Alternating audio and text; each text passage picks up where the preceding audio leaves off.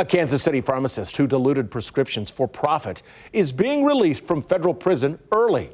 KCTV5 News has learned Robert Courtney will be released to a halfway house and then home confinement as part of a new federal program to help with prison populations.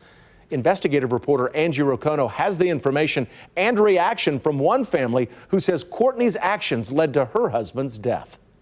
It's really hard to put into perspective how many people have been damaged by Robert Courtney. He diluted all sorts of life-saving medications, and he did it for money. He was supposed to spend 30 years in prison, but now COVID-19 is changing his sentence. I think that this is the most horrible crime that I've ever been aware of. He's a mass murderer. Marge Vermillion has no grace for the pharmacist who diluted her husband's chemotherapy medication. I look at him as a mass murderer because it was very well thought out and planned, and it was a voluntary thing. Byron was a dressmaker. He raised his family in Kansas City. He was diagnosed with lung cancer following his retirement.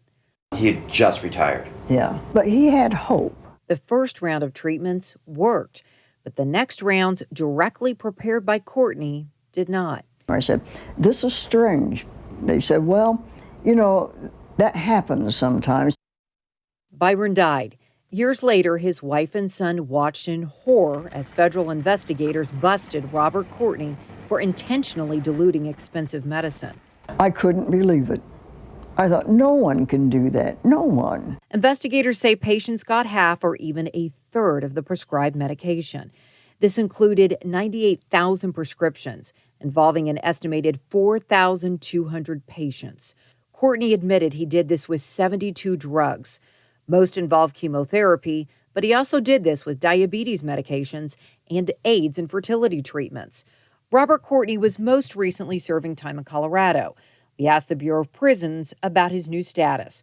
We were told we can share that given the surge in positive COVID-19 cases, the BOP began immediately reviewing all inmates who have COVID-19 risk factors as described by the CDC to determine which inmates are suitable for home confinement.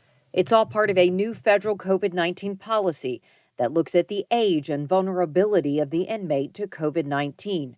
Robert Courtney is now 67. Letters sent to families reveal he'll call Trimble, Missouri home. Other public records reveal there has been a 40% increase in the home confinement program since COVID-19 hit. To date, 6,854 prisoners have been sent to their homes. So that's 5% of the federal inmate population. Good heavens. How could he not be a danger? Is he finished with his murdering? Marge Vermillion understands the dangers COVID-19 presents. But for her, a disease with a lack of solid cure sounds just about right for Robert Courtney. That could almost turn into divine justice. Maybe he should be there.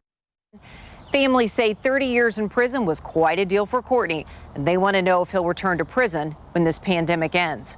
Reporting in Kansas City, Angie Rocono, KCTV5 News.